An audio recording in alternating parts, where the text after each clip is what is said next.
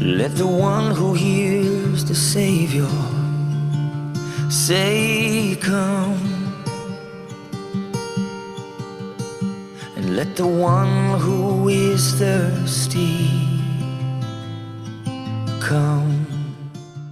Das sy, lekker, soos Tinus gesê, het is lekker om terug te wees, het is lekker om almal te sien, en ons weer is vanaand baie koud, en ons het nou nie baie mense hier vanaand, ek het self een kuggie wat ek haal van Transylvania, waar was ons? Turkije afbring, ja, Turksvye, haal van Turkije afbring, voordat ek vir ons bid, het ons begin, Vader, ek loof en prys die naam vanaand, ek bid dat die woorde van my mond, en die gedagtes van ons harte vir goed sal wees. Heilige Gees, dankie dat U vir ons wysheid, insig en verstand gee in U woord. Ons eer die naam. Here, U sê in Johannes 10:35, U woord kan nie gebreek word nie. U is gister, vandag tot in alle ewigheid dieselfde. Psalm 138 vers 2 wat U sê, U het U woord bo U eie naam gesit. Vader, baie dankie. Mag ons bekend staan as U kinders wat U woord bewaar, dat ons vrees het vir U woord, dat ons agting het vir U woord, ons loof en ons prys die naam vanaand. Amen, amen en amen. So ek het vanaand die wonderlike voorreg om 3 teksverse te doen met julle. Want Tinus het my gesê, jy raak nie aan hoofstuk 5 nie. Hy wil hoofstuk 5 doen, so ek gaan vir hom die eer gee, om die saligsprekinge te doen. Dan gaan ek vanaand vir ons, Johannes 4 vers 23 en 25 doen, wat 3 baie ryk teksverse is, en ons gaan bietjie daarna kyk, maar ons gaan gou 'n kort oorsig doen oor wat ons al gedoen het, dat ons net op dieselfde bladsy is, en ek het vanaand spesiaal weer vir Tinus ingesit, en ek weet, hy het nie my eerste een geluister wat ek gedoen het nie, so ek gaan dit net vir julle vanaand bietjie recap, vir die wat nog nie gedoen het nie, is baie maklik, vir die wat nou nie weet nie, die jonges wat nou vanaand hier sit, as jy jou Bybel oopmaak by die Nuwe Testament, is dit die eerste boek, 4 evangelies, nee, Matteus, Markus, Lukas, Johannes, 4 evangelies, 4 stories oor Jesus. So, kom ons kyk daar, die 4 evangelies is die naaste wat ons het as 'n biografie van Jesus. Biografie beteken storie van. As eendag die biografie van J.C. Leroux, het iemand dan nou 'n storie oor my geskryf, wie nou ook al so vervelige storie wil lees, maar jy kan 'n biografie koop van Bruce Springsteen. Kyk, vir jonger mense, dis nou 'n ou wat rockmusiek sing, nee. Ek het nou sy fliek gekyk op die vliegtuig, want dit was hel vir my beentjies in te pas in daai klein spasie, toe kyk ek nou maar Bruce Springsteen se fliek. Nou, jy kan 'n biografie van hom, maar hierdie is 'n biografie van die lewe van Jesus. Alright, so, wat sy lewe, sy bediening, dood en opstanding dek. Wat is die evangelie? Ons praat van 4 evangelies. Die naaste woord in ons taal vir evangelie is 'n nuusbulletin. Alright, wat deur 'n joernalis geskryf is. Dit was destyds geskryf sodat dit hardop gelees kan word vir die hoorders. Dit is vir my en jou ook voordelig indien ons die woord van onsself en ander hardop lees. Romeine 10 vers 17. Ek sê altyd vir mense, wat oorwin hierdie wêreld? 1 Johannes 5 vers 4. Jou geloof. Hoe kry ek geloof? Romeine 10 vers 17. Deur die hoor en die gehoor van die woord van God. Daai tyd het hulle nie Bybels gehad nie, julle. Hierdie ouens het die nuusbulletin gehoor, wat Markus geskryf het, dit was die eerste een wat geskryf was. Kort, dis die kortste van almal. Kort, oorsigtig, net om die storie die hele wêreld vol in te vat. Een ou het dit gelees, daar was nie boeke nie, en dis hoe hulle dit gedoen het. Alright, die rede hoekom hulle geskryf was, is dat die nuwe bekeerlinge, die nuwe kinders van die Here, so baie geword het, dat die disippels wat die nuus eerstens oorgedra het, nie by almal kon uitkom nie. Hulle kon nie by almal uitkom nie. So is dan daar die evangelies geskryf in boekvorm, of dan nou 'n nuusbulletin, of berig om die nuus van Jesus by almal uit te kry. Dis hoekom dit geskryf was. Hoekom is daar 4 evangelies? Hoekom? 4. Baie ouens, baie ateïste en ouens wat teen die Bybel sê, ja, maar dit verskil so, kan hulle nie 'n mind opmaak en een storie vertel nie? Kom ons kyk hoekom.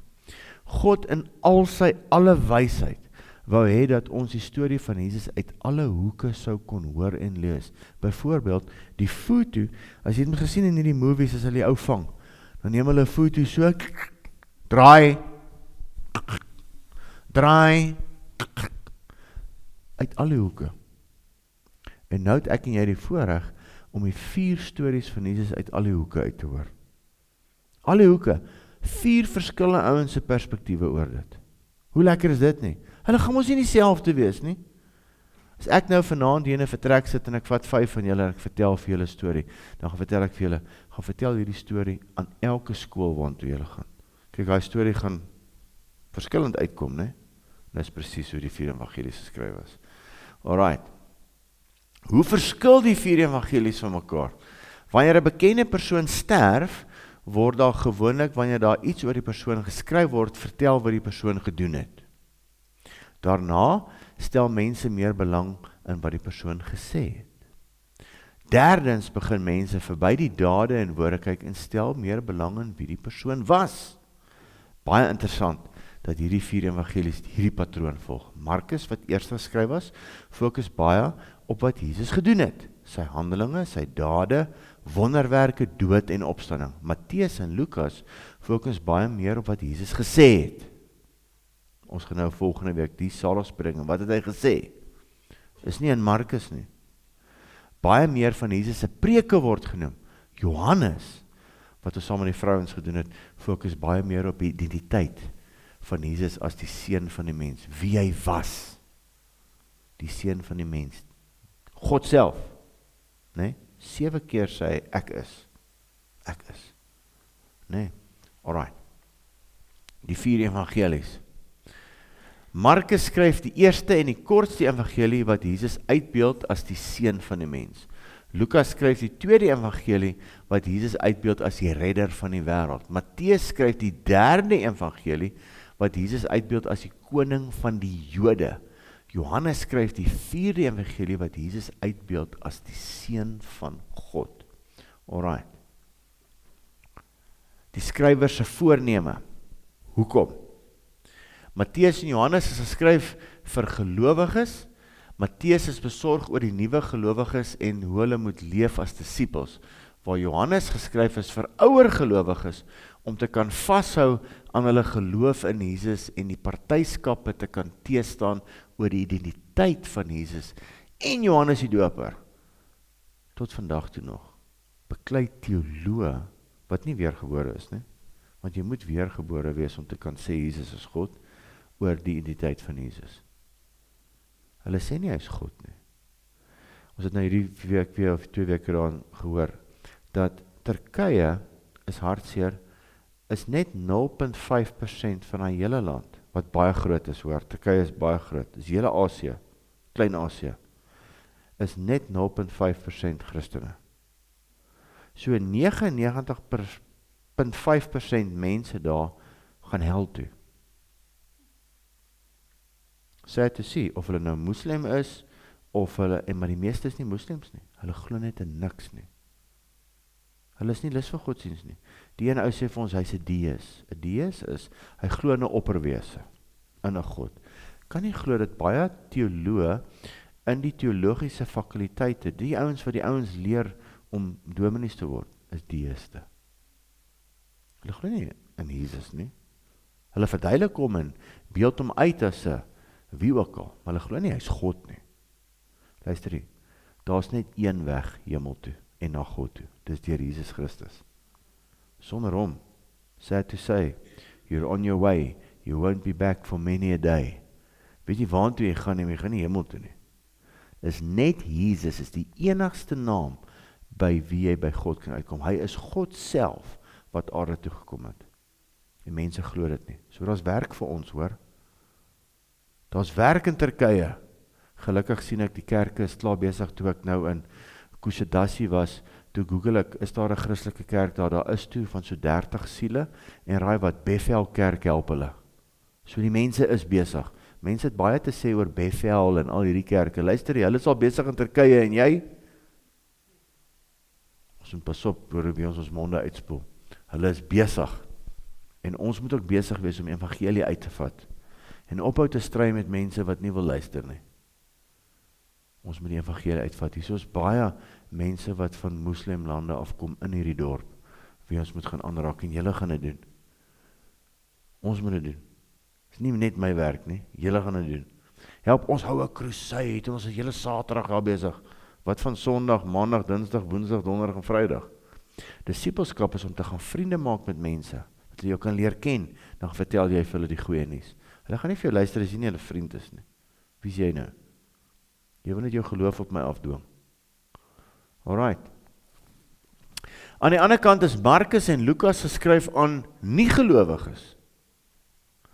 Markus is besorg om nie-gelowiges opgewonde te maak oor die nuus van Jesus sodat hulle hom kan glo. Lukas is die enigste nie-Jood wat skryf. Wil ander nie-Jode laat glo in Jesus. Alright. Dis net so vir agtergrond. Ooreenkomste in hierdie 4 stories. Ons kan agterkom dat drie van die evangelies baie ooreenkomste het in bewoording en inhoud. 95% van Markus is in Matteus en Lukas. Die eerste 3 evangelies word synoptiese evangelies genoem. Baie maklik, opties is mos oë, altyd optiese versiere, as jy nou jag, optic sites, alright. Sin is by mekaar, opties is beeld of uitkyk, sin opties, by mekaar wat dieselfde beeld en uitkyk het, die eerste 3. So dit is dan nou, Matteus, Markus en Lukas. Lyk my, ek gaan met daai liedjie speel van Jan de Wettie. Matteus, Markus, Lukas en Johannes. Dis hoe ons die Bybel geleer ken het, né? Alright. Genesis, Exodus, Leviticus, Numeri. Ken julle dit nie? Ek gaan vir julle CD's moet koop. Is dit nie? Ja. So, terwyl Johannes duidelik op sy eie staan met sy uitbeelding van Jesus, daar is 'n duidelike verskil wanneer jy die eerste 3 evangelies klaar gelees het en na Johannes toe oorgaan. Dit word oor die algemeen ooreengestem dat Markus eerste geskryf was en dat Lukas en Matteus hulle evangelies op Markus gebou het. Die rede Matteus eerste geplaas word in die Nuwe Testament, en ek het dit laas ook gesê, is dat die evangelie vir die Joodse leser meer sin moet maak. Hoekom? Right, jou eerste disciples was almal Jode. En hulle het eers net onder die Jode gaan bedien in Jerusalem. Toe stuur God vervolging. Hoekom? Anders is almal net in Jerusalem gebly. Dan sou die evangelie nooit in Suid-Afrika uitgekom het nie. Want ons is lekker cozy daar. Dis hoe ons Christene is. Ons like dit waar dit cozy is. Nee, ons by mekaar wees, lekker cozy. Toe stuur die Here vir ou Saulus, wat hulle later Paulus genoem het. En hy het vir hulle geroer, hoor. Hy het hulle vervolg in tronke gegooi en van hulle doodgemaak. Toe vlug hulle op Antiochië toe, in Klein-Asië, naby waar Saulus gebore is in Tarsus. En so die evangelie versprei, deur vervolging. Maar die eerste Christene was omtrent almal Jode. Alright. Ons moet die boek van Handelinge lees, dan sien ons al daai tipe goed. So, en is ook dan nou maklik vir 'n Jood, as hy nou hierdie Bybel in die hande kry, en hy lees die Ou Testament, en hy is baie happy met die Ou Testament. Jesus is nie daar binne in nie. En dan maak hy, na Maleagi is daar so stilte, van so 300-400 jaar, en dan kom ons by Matteus. So as daai ou nou eweskielik van Maleagi af gaan Matteus toe, is dit vir hom gemakliker en geriefliker as om net in Johannes in te stap. Of in Markus en Lukas, want Matteus is geskryf vir 'n Joodse leser. Kom ons kyk hoekom. Joodse lesers. Hy begin met 'n geslagregister. Onthou julle toe ek Matteus 1 gedoen het? Hy is die seun van die en die seun van daai. Baie boring, maar vir 'n Jood nie, dit is baie belangrik dat die man se geslagregister bewys word dat hy Jood is. Alhoewel Jesus nie gebore is uit Josef, hy was nie sy regte pa nie. Sy ma was Maria en sy haar geslagregister so klaar verduidelik, dit is in Lukas. Maar kom ons kyk. Geslagregister, min betekenis vir nie Jode soos ons, maar vir 'n Jood is dit baie belangrik. In die Joodse denke bepaal die geslagregister jou identiteit. Dit is baie belangrik. Baie belangrik. Die orde van die geslagregister sal dadelik die aandag van 'n Joodse leser trek. Jesus se geslagregister is in 3 groepe van 14 opgedeel. So jy kan 'n hele studie gaan doen net van die geslagregister. Ek het vir julle gewys daai eerste keer toe ek hierso dit aangebied het, Matteus 1. Dis net 'n geslagregister. Eerstens van Abraham tot Dawid, 14. Tweedens van Dawid tot Israel se ballingskap, 14. Derdens van ballingskap tot by Jesus, 14 geslagte. 14. Alright. Die periodes was gerangskik in die verskillende vorms van leierskap. Eerstens was dit die ou profete. Rigters, toe profete, toe die konings, 1 en 2 konings, 1 en 2 kronieke, onthou julle? En dan derdens die priesters, wat toe nou ingekom het en priesterskap verrig het. Die geslagregister van Matteus dui op Jesus se wetlike aanspraak op die troon van Dawid. 'n Jood se wetlike aanspraak is aangewys deur sy pa se bloedlyn. Alhoewel Jesus nie fisies deel van Josef se bloedlyn was nie, maar van Maria. So ek het daar verduidelik dat Maria en Jesus, en Josef se bloedlyn het by Adam begin. Waar split hy nou weer? Kan een van julle onthou?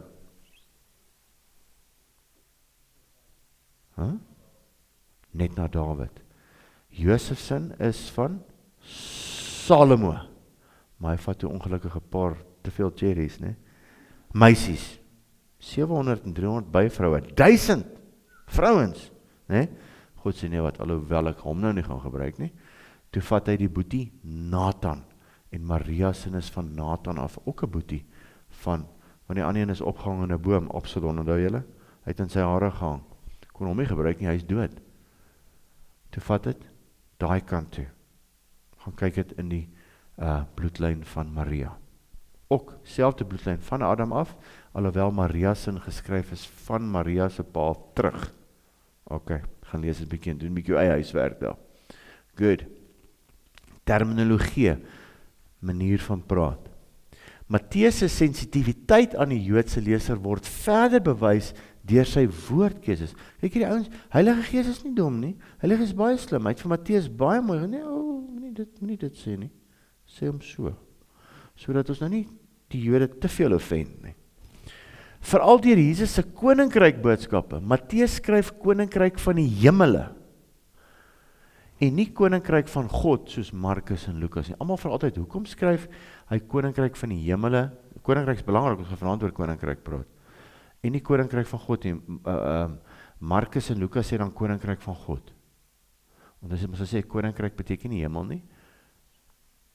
Heerskappy, autoriteit van die hemele of autoriteit van God.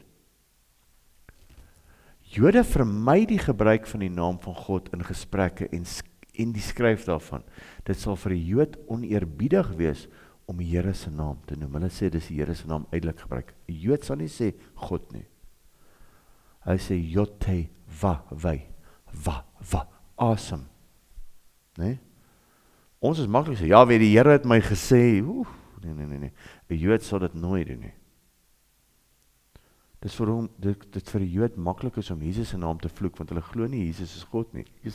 Weet jy wat se blasphemy doen hulle? Al die Hollywood akteurs omtrent almal en die regisseurs is Jode. So dis hoekom alles, oh my God, Jesus Christ, hulle vloek so verskriklik daar. Dis nie vir my issue nie, dis nie God nie. Is 'n blaspheming prophet, so kom ons blaspheme sy naam. Dis hoekom hulle doen. Maar hulle sal nie sê Jote va nie. Hulle sal nie in die Here se naam uitspreek. Dis hoekom dan nou Matteus skryf koninkryk van die hemel in plaas om te sê koninkryk van God. Alright, vir 'n nie-Jood maak dit nie saak nie. God is ons God. Ons het toegang tot God. Die gordyn het geskeur. Ons kan na God toe gaan. Ons is nie bang vir God nie. Amen. Verstaan julle? Ja. Good. Vir die Joodse leser gaan ons verder. Matteus deel die struktuur van sy evangelie op in 5 hoofredespreke of discourses. Hoekom? Want sodoende parallel hy die 5 boeke van Moses en die Torah en stel Jesus voor as die nuwe Moses. Die eerste 5 boeke, die Torah, wat die alfa en omega is vir 'n Jood, is Genesis, Exodus, Leviticus, Numeri, Deuteronomium. Dis die Torah. En nou vat hy die boek Matteus en deel hom in 5 boeke op. 5 hoofredes. Die 5 redes of preke fokus op die koninkryk van die hemel. Die heerskappy. Hoe heers 'n mens nou? Hy het vir ons heerskappy teruggebring. Julle hoor ons Sondag na Sondag preek oor ons moet rein. Matteus verduidelik vir ons hoe. Nie soos die ander evangelies wat praat oor die koninkryk van God nie, ek sê dit weer omrede die Joodse leser nie die naam van God uitelik wou gebruik nie. Die skrywer is sensitief vir sy lesers. So moet ek en jy wees wanneer ons die evangelie verkondig. Paulus leer ons in 1 Korintiërs 9:16-23 hoe hy dit gedoen het. Sensitief teenoor die mense wat Jesus nog nie ken as weer, hy moet glo hy gaan hel toe. Turn or burn. Nee, dis nie hoe dit gedoen word nie. Matteus doen dit nie eers nie. Paulus sê daar in 1 Korintiërs 9, vir die Jode het ek geword soos 'n Jood. Vir die ouens onder die wet soos 'n ou onder die wet, alhoewel ek onder die wet van Christus is. Vir die wat nie die wet het nie, soos iemand wat nie die wet het nie. Ek het nie gesondig saam met hulle nie, maar ek het saam met hulle gekuier. Ek het hulle nie geBybel bash nie. Ek was sensitief. Hoekom doen ek dit? Om hulle te wen vir Jesus. Ons moet sensitief wees. Jy kom maar aan, jy sê nie vir die ou, hoor jy, ja, julle klomp Jehovah's. Nee, hy het nie so geword, hy het nie dit gedoen nie. En ek preek nou vir myself, en ek kan myself ook vererg op 'n Saterdagmiddag as ek slaapie vang aanpotj, as hulle kom klop aan my. Wie pla jy op 'n Saterdagmiddag 3:00? Ons moet sê, Jehovah. Hulle moet ook sensitief wees. Hey, ken jou tyd, chom. Mense werk hard hierdie week, Saterdagmiddag wil 'n ou choppie braai en ou wil 'n bietjie rugby kyk. Nee? So, hoekom wil jy nou pla? Wie wil nou Bybel gebash word? Nee, hulle het nie 1 Korintiërs 9 gelees nie. Paulus sê ons om sensitief wees daarvoor, en Matteus was sensitief vir die Joodse leser. Kyk sy 5 boeke, Matteus. Eerste boek, die bergpredikasie, Matteus 5-7. Tweede een, die sendingrede, Matteus 10. Dan die gelykenisse van die koninkryk, Matteus 13. Hoeveel gelykenisse van die koninkryk is daar? Ek wil hê almal moet nou kan sê, 7, toevallig 7. Die 7voudige struktuur in die Bybel, 7 kerke, 7 koninkryk, 7 skepings daar, 7 genadegawes, en so kan jy aangaan met die 7's reg deur die Bybel. Die Heilige Gees hou van die 7voudige struktuur. 7 koninkryk gelykenisse, dan die gemeenskapsrede, Matteus 18, dan die Olyfbergrede, of diskors, Matteus 24 en 25, teenoor die 5 Torah boeke van Moses, Genesis, Exodus, Leviticus, Numeri, Deuteronomium. Kan jy sien, 'n Jood het die boek geskryf.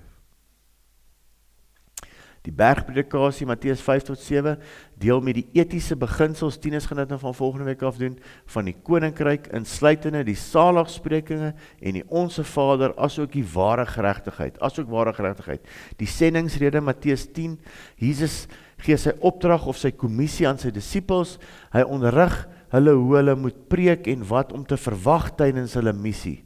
Die gelykenisse van die koninkryk, Jesus gebruik gelykenisse om die koninkryk se natuur, groei en verborgenhede te verduidelik. Dan die gemeenskapsrede, Matteus 18, fokus op die lewe binne die kerk, gemeenskap, Jesus lig nederigheid, vergifnis en kerkdissipline uit. En natuurlik die Olyfbergrede, waarvoor hierdie gemeente baie lief is. Jesus bespreek eindtyd gebeure, die vernietiging van die tempel en sy tweede koms. 5 redes in die boek van Matteus. Right, hier kom ons, daar was net 'n introduction, dit was verniet.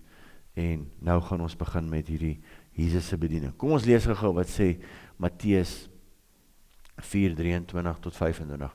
En Jesus het deur die hele Galilea rondgegaan en hulle in hulle sinagoges geleer.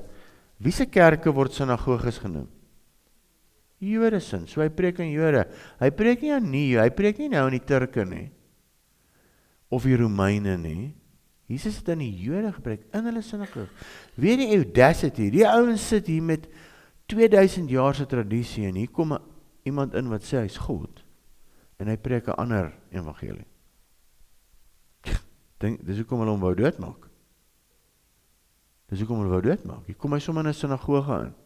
Net so goed, ek stap hier in enige ander kerk in en ek preek Siloam se evangelie van die koninkryk in daai kerk. En die man sê, hey, wie is hierdie ou?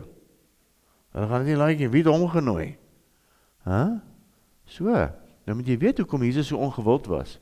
En Jesus het deur die hele Galilea rondgegaan, en in Galilea was hy goed ontvang.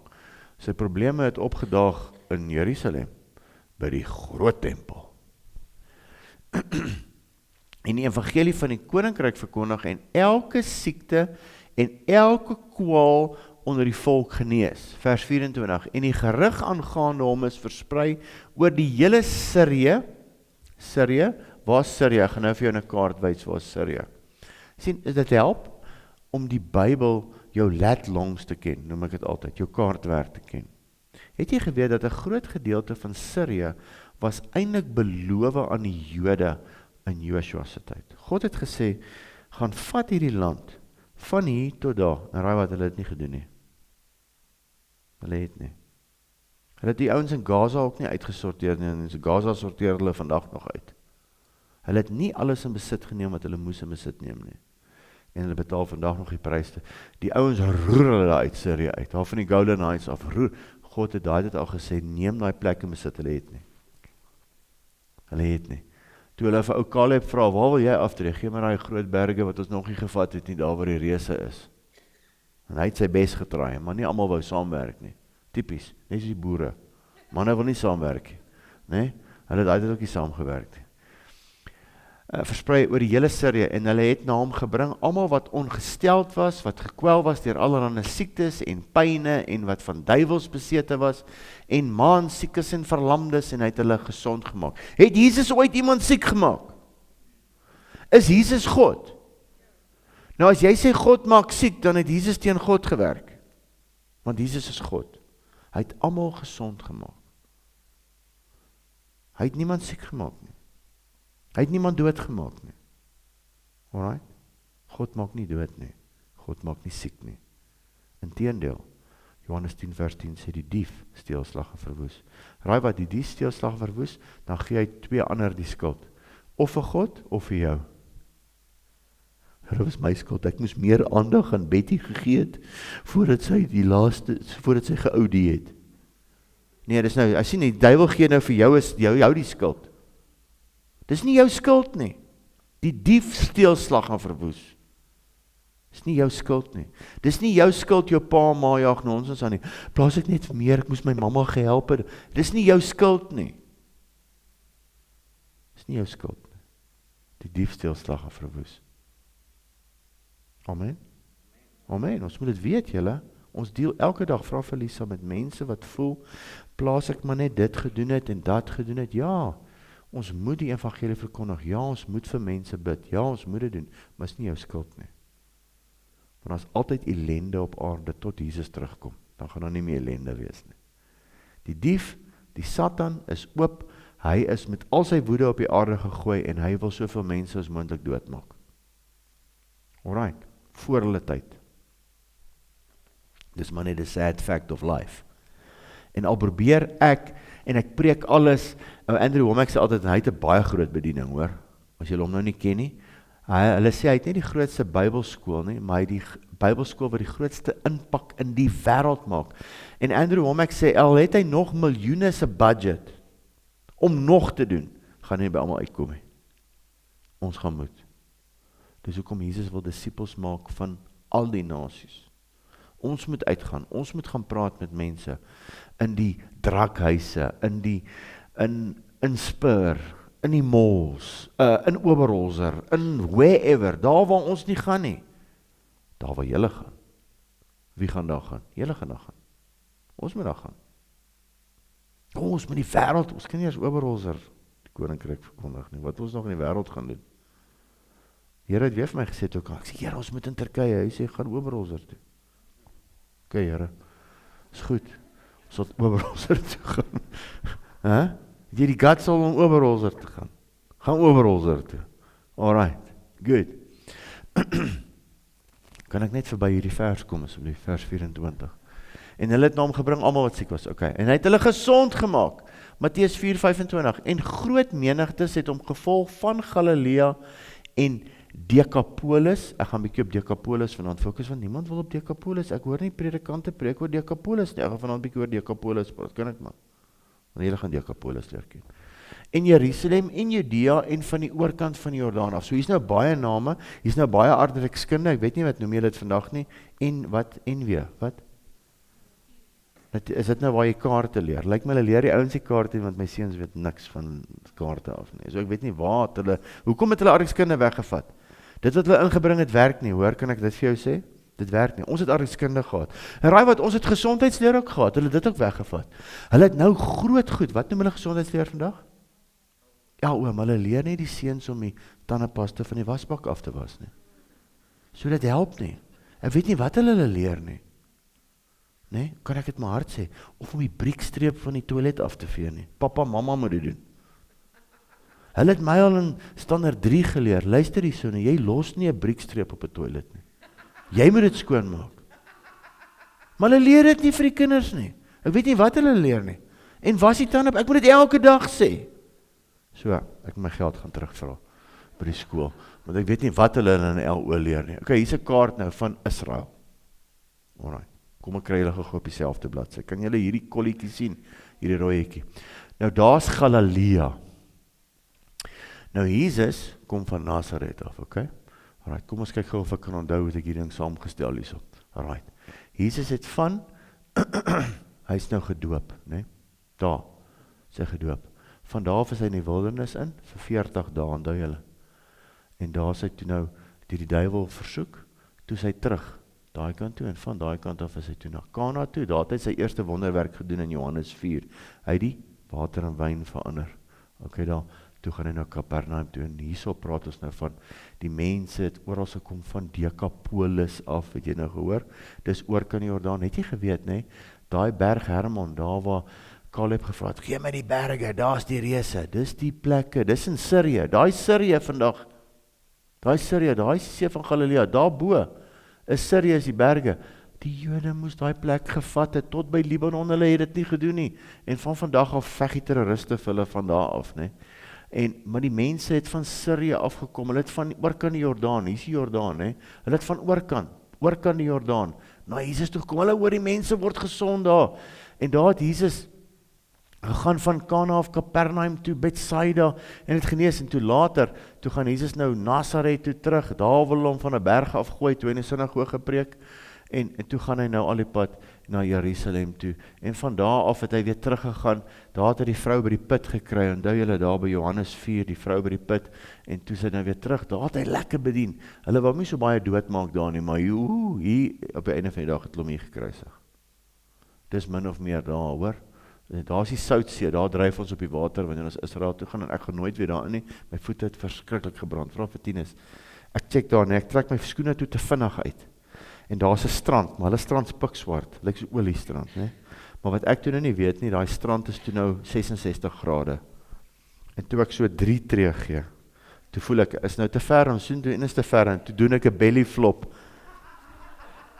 in so diep water, my voetjies kom die stoom so uit, nee, het ek so fit soos John Wayne loop vir 4 dae, my bene so gebakkel, pas op vir daai water, is nie so lekker so dit lyk nie, ek het myself voorgeneem, dis nou die hoeveelste keer ek gaan nooit weer daar swem nie, is nie so nice as wat dit lyk nie, hoor, ok, ek wil enig in die Soutsee swem, jy wil nie, dit brand jou, jy is ongemaklik, jy is vol olie, aklig, ek kan dit vir jou vertel, hier is 'n kaart, dit is bietjie naderlik, ek gaan vir julle hierdie PDF stuur, dan kyk jy lekker daar, daar's die begin van Jesus se bediening daar, met die skrifte in Matteus, Markus, Lukas en Johannes, en dan kan jy lekker gaan lees, waar Jesus wat gedoen het, en jy kan die kaart volg.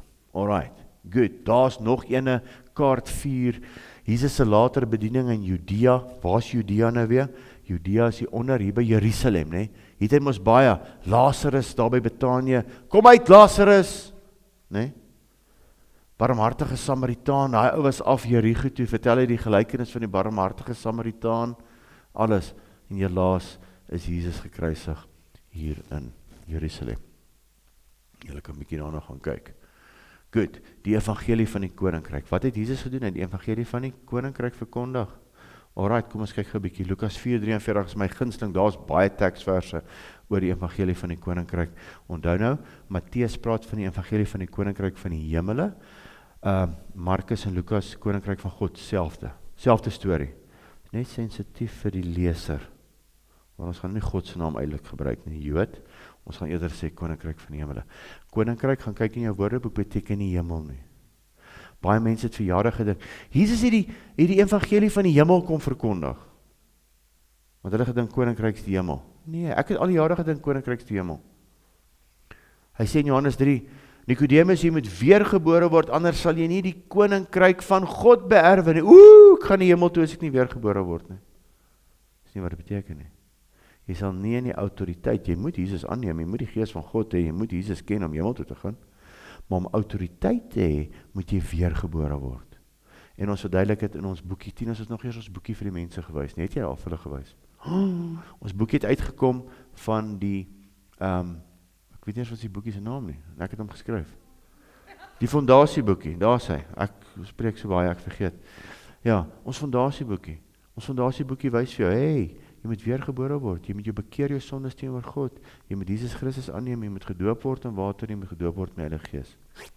Dis wat jy moet doen, om in die koninkryk in te stap, die heerskappy, die autoriteit, en Jesus sê, hoor wat sê, Lukas 4:43, maar hy het vir hulle gesê, ek moet aan die ander stede ook die evangelie van die koninkryk van God bring, want daarvoor is ek gestuur. Hoekom is Jesus aarde toe gestuur? Dan kry ek altyd die sonnaskool antwoord, as ek vir mense vra, om vir ons sondes dood te gaan. Ja, dis die sonnaskool antwoord, maar hy is gestuur, God self het aarde toe gekom, om vir ons die heerskappy terug te bring, wat God vir ons gegee het in Genesis, om te heers op die aarde.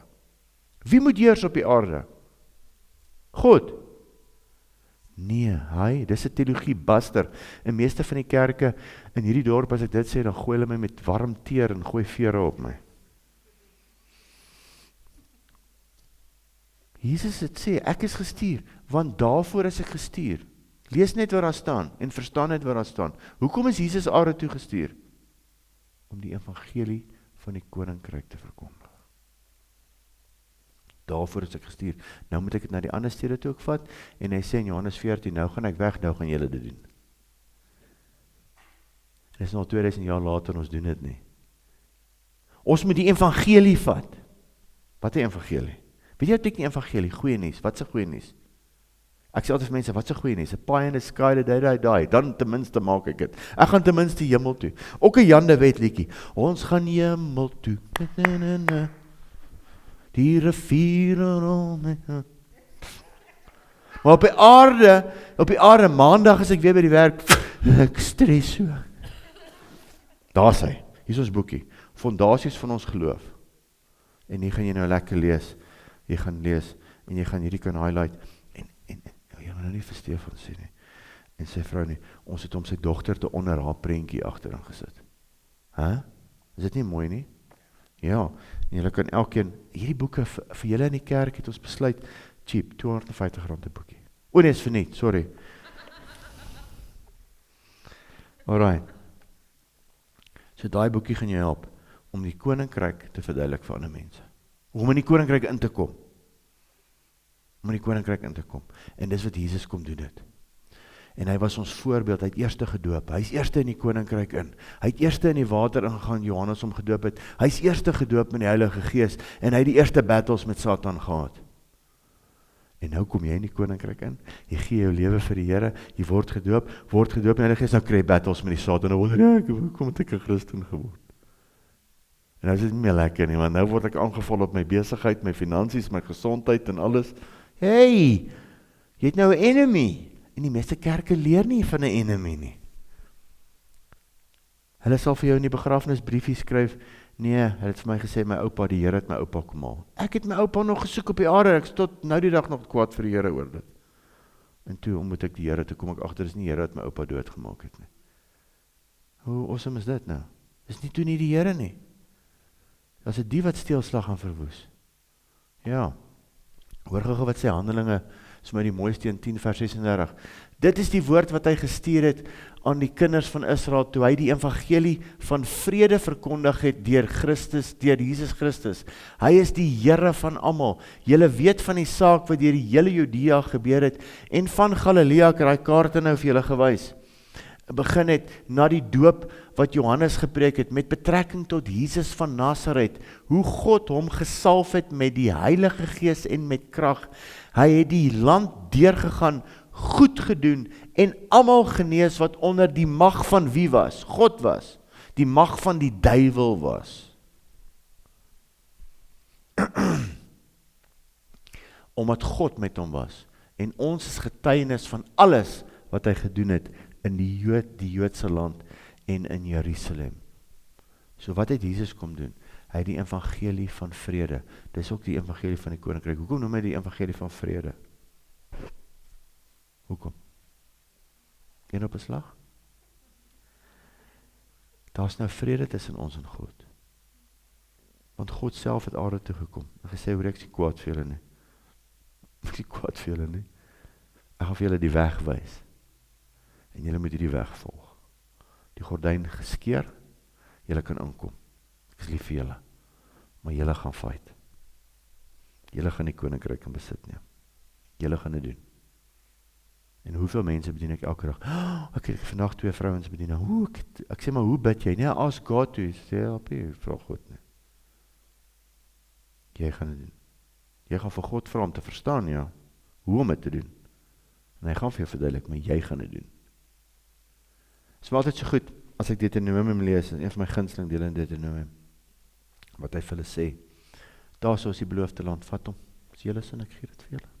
Oh, lekker, ons kry 'n nuwe land vir Mahala. Ja, maar julle gaan fight. Julle gaan hierdie reuse doodmaak, nie ek nie, julle gaan dit doen. Oh, hulle moes dit doen, en dis dieselfde in die koninkryk. Ek gee jou die koninkryk van die hemel. Ek gee jou die koninkryk van, ek gee jou die heerskappy, wat jy op aarde bind, is gebind in die hemel, ek gee dit vir jou, maar jy gaan fight. Dis nie wat jy wil hoor nie. Jy wil hê God moet dit doen. Nee, jy gaan dit doen. Jy gaan jou lewe in besit neem. Alles wat die vyand gesteel het, kan jy terugkry, maar jy gaan dit doen. En it's gonna take 5. Het gaan guts vat hoor. Ons sal met God opwaat. Nie baie mense is bereid om dit te doen nie. Gaan eerder aan 'n hoekie lê en wag wat God dit doen. It's not gonna happen. Miracles do happen, daar is miracles wat gebeur, verseker, wat siektes betref en al die tipe goed. God ken almal se harte. Ek het vir hoeveel mense nou al gebid die afgelope tyd, en selfs daar in Turkye gebid vir mense en hulle het genees. Dit gebeur. Ek sê vir een tannie, ons bid som in die begin van die toer vir haar regisseer, en in die begin het ons al haar goeders dra en alles, en hier op die einde stoot sy die waantjie. Maar sy kom eers agter, sy is gesond nie. Sy is so lank gewoond om siek te wees. Dis 'n mindshift wat moet gebeur. God genees jou. Maar ons is so lank gewoond om slawe te wees in Egipte. Ons kan dit nie self doen nie. Die Egiptenare gee maar vir ons kos. En jy moet buig. Maar God bring vir ons hierdie evangelie en hy het almal wat onder die mag van die Satan was. En ek en jy, voor ons weergebore was onder die mag van die Satan. En nou wil Satan vir jou sê, nee, maar jy is nog steeds onder my mag. Maar moet jy vir hom sê, hey, voetsek. Maar jy gaan fight vir dit. Jy gaan moet hom resist nou. En hoe resist te kom? Ek sê dit elke dag vir mense. Jakobus 4:7. Ek onderwerp my aan God. Dan weerstaan ek die duiwel. Dan vlug hy vir my weg. Hy gaan nie vir my wegvlug as ek hier is nie.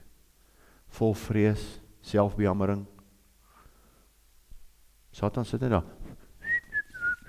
Wie is die ou? Wie is die vrou? Nee. Ek moet hier kom. Here, vergewe my, ek vat vrees. Vergewe my, kom my ongeloof te help. Ja. Want hy sê al het jy, is nie klein geloof nie, ongeloof. Want hy sê al het jy klein geloof soos 'n mosterdsaadjie, kan jy bergse in die water te spring. Jy het net soveel nodig van hierdie koninkryk geloof om te wen. Maar nou het jy nie eers so 'n bietjie nie, want jy sit met ongeloof. Ek glo nie ek kan dit doen. Wie is ek nou? Jy weet, ek is maar net ek kom al van welverdien af en ek is maar net Jesus het van Nazareth afgekom. Het jy gesien lyk Nazareth? Welverdien lyk baie beter as Nazareth. Nazareth klink so glamorous, want dit is in die Bybel. Aklige dorpie. Filistyne het dit oorgeneem vandag. Een of 2 nice museums, so my weet daar bly nie. Daai tyd al hoor ek was dit nie. Want hulle vra, wat goed kan uit Nazareth uitkom? So, die Here, nee, is awesome, en hy wil hê ons met die koninkryk instap. Kom ons kyk gou, wat van duiwels besete was, ek wil net vir julle wys daar, dis nie heeltemal reg vertaal nie, in al die Bybels nie. Die woordjie duiwels daar is daimon, zomai, daimon met ander woorde 'n demoon of bonatuurlike gees. Hulle was van demone besete. Nie van duiwels nie, daar's net een duiwel. Sy naam was Lucifer, nou is hy die duiwel, Satan. Hy's net een, maar hy het baie chommies. Ons noem hulle demone. So die mense wat van demone besete was, het hy genees. Alright. Dis die woordjie daar. Daar's net een duiwel, Lucifer, hy's nie alomteenwoordig nie. Hy kan nie gelyktydig aan almal wees nie. Nee? Maar hy kom besoek so nou en dan iemand. Roer hy jou. Men hy dan in Judas ingegaan. En die duiwel het in Judas ingevaar. Onthou julle? So hy kan ook in mense ingaan. Maar hy het chommies wat dit doen. Maar hy het vriende, 'n hele hiërargie van gevalle engele en demone, sy voetsoldate. So demone is die voetsoldate. Hy sorg ons sommer met 'n voetsoldaat uit. Hy stuur nog nie eens 'n engel van die Satan soos arme Paulus nie. Paulus het 'n engel van die Satan gekry in 2 Korintiërs 12 sê, 'n engel van die Satan is afgesonder om my met die vuis te slaan, en hiervoor het ek die Here 3 keer gebid om dit vir my weg te vat. Raai wat sê die Here vir hom? My genade is vir jou genoeg, laat jy gaan. Ek het die Here 3 keer gebid dat hy weggaan. Nee, hy gaan nie weg, my genade is vir jou genoeg, suffer. Sort jy dit uit? Ons moet soos Paulus word. Dis nie maklik nie, ek sê dit nou met alle respek vandag, dis nie maklik nie. Die lewe is hard, die lewe is moeilik, maar weet jy wat? Of jy nou teen Satan wen of verloor, jy gaan hemel toe. Hoe awesome is dit? Hy kan dit nooit by jou wegvat nie. Net jy kan. En jy moet nie dit toelaat nie, ooit nie. Maar nie mismoedig raak nie, be of good cheer, sê die Bybel. Ons battles is fierce, dis lelik, dis hard, lelike goed gebeur. Vandag het Tannie bedien wat lelike goed in haar lewe al gesien het, dit is verskriklik, om dit te sien en te ervaar. Satan is 'n mensemoordenaar, en moet nie ligtelik oor dit lees nie, mensemoordenaar beteken doodmaak.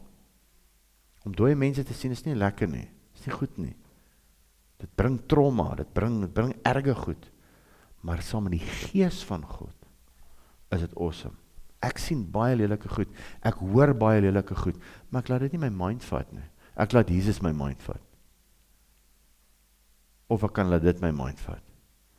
Elsie, as ek vanaand daar by Elsie moet kom, ek weet nie hoe gaan ek môre nie, ek het vandag traumatiese bedienings gedoen.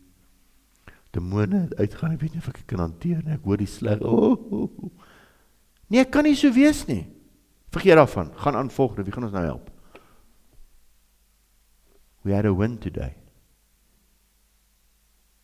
3 wins, actually, ek het 3 persone bedien vandag. Wie kan ons môre bedien? Ons moet soos Oscar Slinder wees, jy het al Slinders lus gekyk. Hy sê, as ek hierdie ring verkoop het, kon ek nog 4 Jode gered het. As ek nie Saterdag lê my eie ding doen nie, kon ek dalk nog 3 mense van die Here gaan vertel het. Dis hoe fanatic Here ons wil hê. Jy moet fanatic raak vir God. Baie mense sê vir my, ek moet bietjie meer rus. Maar as ek môre rus, nee, ek het môre geleentheid om vir 2 mense te bid. Ek kan dit los, so 'n bietjie rus, jy weet.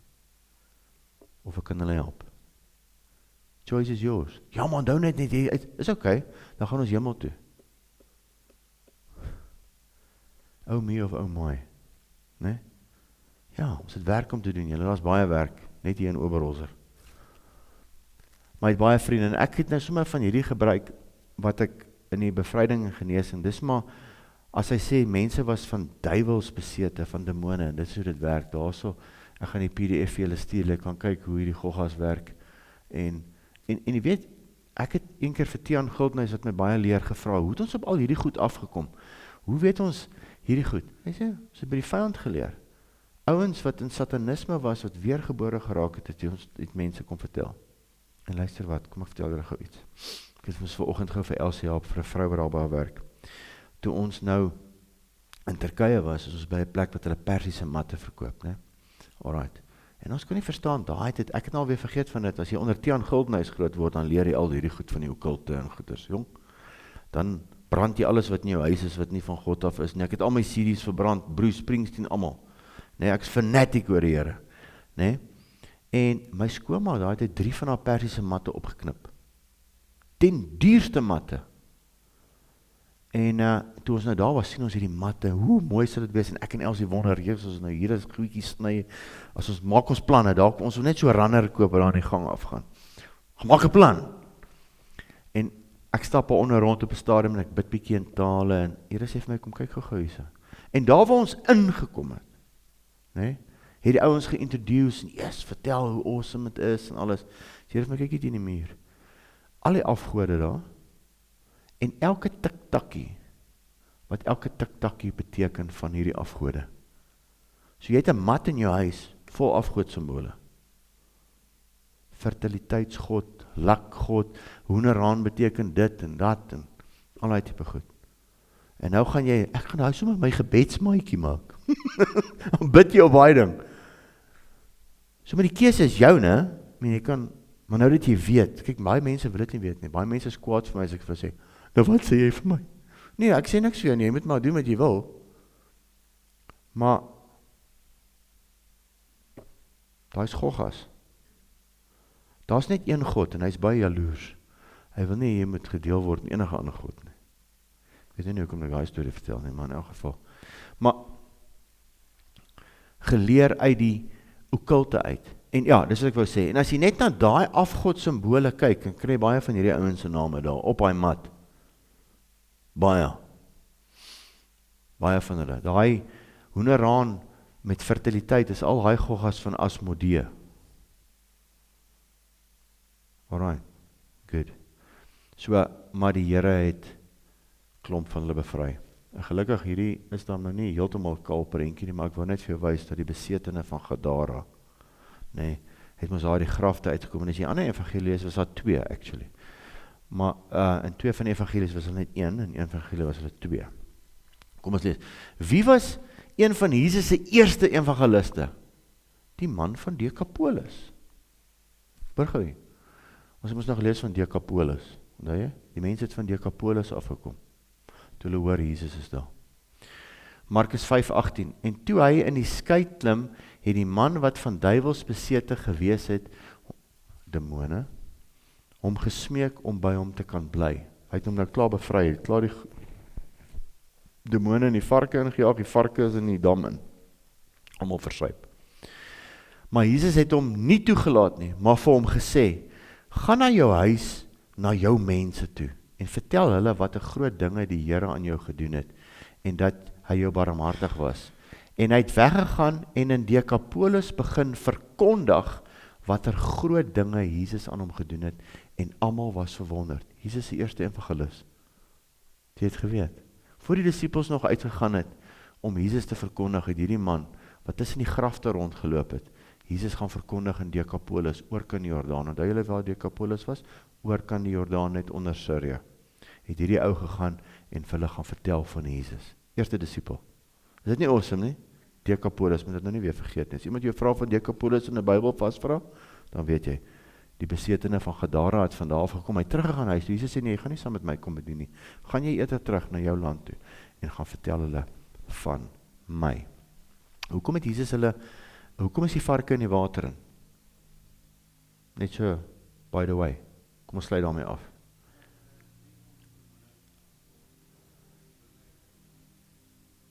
Ekskuus? Ja, maar hoekom is die varke water toe? Ja, hulle hou nie van droogte nie. Hulle hou van water. Demone, as jy 'n demoon uitjaag, wat sê die Bybel, gaan hy na droë waterlose plekke toe en hy like dit nie. Demone kom vir water. Jy bestaan uit 70% water. Ouens wat, ons praat nou 'n bietjie oor bevryding, mense wat alkoholis is, water, is 'n water spirit. Alle spirit is maar water spirit, hulle hou van water. So jy 70% water, ek kan dit net sien in woede. Dit bruis, hy aard staan op jou, nou hy hoe Jesus die storm stil gemaak? Rustig, bedaar die water nou, asseblief toch bietjie, en dit bedaar. So wanneer jy die bevryding kry, dan raak daai goed wat jou onstuimig maak, word rustig, en dan gaan dit uit. Maar hulle maak lekker huis in jou water. Alright, en vandaar, ek het hierdie week 'n getuienis gehoor van 'n ou wat elke somer, hy is in Engeland, elke somer, lê omtrent vir 2 maande in die bed, wat hy so hooikoors kry, kan nie asem kry nie, want daar's water op sy longe, hy kan nie asem kry nie. En toe hierdie ou het nog nooit gebid vir genesing, en toe sê die Here vir hom, gaan koop 'n botteltjie olyfolie, en gaan, Jakobus sê, Jakobus 5, laat die ouderlinge van die gemeente kom, die ou salf, en hy sal gesond word. Toe sê vir al die ouderlinge, hy sê, ons het nog nooit hierdie gedoen nie, kom ons gaan bid vir jou. Hy gooi 'n halwe bottel olie op hy ou se kop uit, en hy bid vir hom. Hy volgende oggend sê die ou, my toe nie genees nie. Hy is daar weg in skaamte, want hy het nou maar net gedoen wat die Bybel sê, hy is nog nie genees nie. Volgende dag bel die ou om is heeltemal gesond. Hy sê, daai oggend 3 uur, toe voel het asof iemand my longe so druk, en had 5 liter water uit my longe uitgekom. En hy is genees. So hulle gaan vir water. Dis wat hulle doen. So kom Jesus hulle dan nou in die water in, of hulle het in die water ingegaan, want daai varke was toe nie lus vir daai woestyn nie. In die water, en van daar af kon hulle weer operuit. Kan hulle weer check, who's next? Wie doen sonde, dat ek kan inkom daar, of wat ook al. Hulle legal rights kan kry. Alright, dis my storie vir vanaand, 3 teksverse, ek hoop ek het julle lank genoeg besig gehou. En ons kan nie wag, dat Tinus nou volgende week vir ons begin met die Beatitudes nie. In Afrikaans die saligsprekinge, be ye of this attitude, Beatitudes. So kom het, dis al ook het in my Afrikaans na Engels toe kan gaan. Die eerste keer toe ek die woordjie Beatitudes lees, wat, ek sukkel met die Afrikaans om te sê, Beatitudes, Beatitudes. Oh no son, it's Beatitudes, be ye of this attitude. Sien jy? Beatitudes, saligsprekinge. Ek dink hy word bietjie gegooi met die Afrikaans, saligsprekinge, daar moet 'n nuwer Afrikaanse woord wees vir dit. Ja, maar in elk geval. Jesus het gekom, almal genees, hy het die evangelie van die koninkryk van die hemele in Matteus, koninkryk van God kom verkondig. Hoekom het Jesus aarde toe gekom, Lukas 4:43, om hierdie evangelie van die koninkryk te bring, en ek moet dit in die ander stede ook bring, want daarvoor is ek gestuur. En net voor hy weg was, sê hy, hoor hierso, ek gaan nou weg, Johannes 14, nou gaan julle dit doen, maar ek sê julle nie as weeskinders los nie, ek stuur die ander een van die 3, sy naam is Heilige Gees, en hy sal by julle bly, hy is julle trooster, hy sal julle krag gee, hy sal julle leer, hy sal vir julle wys wat om te doen. Amen? Amen, kom ek bid vir ons. Vader, baie dankie vir vanaand, ek loof en prys die naam. Vader, hier is 'n lelike koue front wat inkom, dankie dat u ons warm hou, ons eer die naam. Heilige Gees, mag u die naprediker wees van hierdie woord. Here, ek bid vir Tinus wat gaan voorberei en vir ons die saligsprekinge van volgende week af gaan bring. Vader, ek weet hy is opgewonde daaroor, dankie dat u sy woorde sal wees. Vader, baie dankie vir die gemeente, dankie vir die mannegroep, Vrydagoggend, vrouegroep. Vader, baie dankie vir al die mense wat u op ons pad stuur, wie ons kan help. Mag u net mense stuur wat ons hulle kan help om te genees en gesond te word. En dat hulle eie autoriteit kan begin opneem en in oorwinning kan begin leef. Nie net in hulle finansies nie, maar in hulle gesondheid en hulle besighede. Here, ek bid vir elke persoon se besigheid vanaand hierso. Here, ek bid vir oop deure. Ek bid vir finansies wat inkom, vir geleenthede wat inkom. Vader, dankie. Hoor gou, ek wil vir julle lees hierso. Ek probeer nou, hier is my nuwe teksvers wat ek memoriseer. Kan ek dit gou vir julle lees? Hoor gou. Ek het vandag vir Amber probeer leer, maar sy stel nou nie baie belang nie. Kom ons kyk gou vir julle hierso. Ek spot sy stel. Hoor hierso, Filippense 4 vers 19. Hoor gou wat sê hy hierso. Maak dit jou eie. En my God, is hy jou God? Jy moet windie wees hieroor, né? Hy sê jy moet met alle vrymoedigheid, met alle boldness, met alle arrogansie by God uitkom. En my God sal elke, nie bietjie nie, elke behoefte van my vervul na sy rykdom in heerlikheid deur Christus Jesus. Elke behoefte. Elke behoefte. Wat is jou behoefte? Vra hom. Hy sal jou behoefte vir jou vervul. Staan op hierdie skrif. Hy sal elke behoefte vervul. Finansieel, gesondheid, verhoudinge. Here, my behoefte is dit. Dit bring jou behoeftes na die Here toe. Hy sal dit vervul. Hy beloof dit. Dit sê Filippense 4 vers 19. Hy sal elke behoefte vervul. Is dit nie awesome nie? Maar jy gaan dit moet neem, jy gaan dit moet spreek, jy gaan dit moet glo. Wat oorwin hierdie wêreld? 1 Johannes 5 vers 4, jou geloof. Hoe kry ek geloof? Deur hoor en te hoor. Jy moet hierdie ding lees, dat jou ore dit kan hoor. Ek stap vandag om hierdie kerk. Here, hierdie kerk, as hierdie ons kerk is, hierdie kerk is ons behoefte, hier is 'n behoefte, ons het nie eens genoeg toilets hier nie. Ons het nie genoeg klaskamers hier nie. Here, ons het 'n behoefte. Ek bid daai behoefte. Vervul dit vir ons, sodat ons kan begin bou en breek en aangaan hierso. Help nou veel die dak geverf, maar is te klein. Ons wil 'n mannekonferensie hierso, ons gaan met toilets hier. Ja, hy klop manne, 150 manne hierdie 3 toilets gebruik, hoe gaan dit hier lyk? Ons kan dit nie toelaat nie. En ek sê vanaand vir Tinus toe ek hier so stap, hey, hy praat van 150 ouens, as 150 ouens hier bring, gaan ons met mobile toilets hê, hoor. Ons gaan goeie koffie hier verkoop. Ons kan nie verniet vir alle ouens koffie gee, as ons verkoop. Ek was nog besig om te bid en chip julle in. Vader, dankie. Dankie Here dat ons kan opgewonde wees. Dankie Here dat U godsdienst breek. Jesus, U is so lief vir ons. U is so lief vir ons. Mag U elke behoefte van ons vervul. Daai besighede waarvoor ek gebid het. Hierdie kerk waarvoor ek heeldag bid. Vader, dankie. Vir die wat siek is by die huis, Vader, bid ek vir genesing. Laat daai longe, daai goed opdroog in die longe. En sommer by die liters uitkom. In Jesus se naam. Vader, ek eer U naam, ons het U so lief. Maar ek weet U het ons meer lief. Ek bid dit in Jesus se naam. Amen, amen en amen. Behold the Alpha and Omega, beginning and the end. In Him we will never thirst again. Ruach ve'akala omrim bo, Ruach ve'akala omrim bo. Oh, the Spirit and the bride, they say come, come.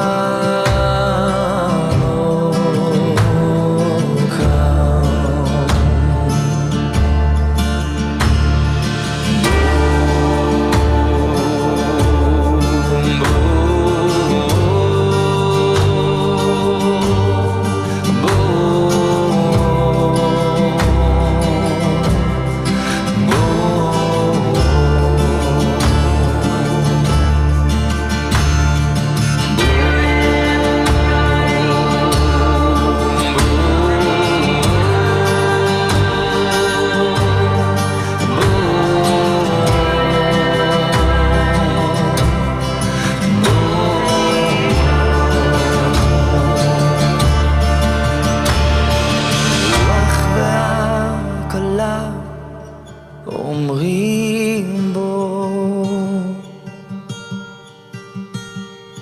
הרוח והקלה אומרים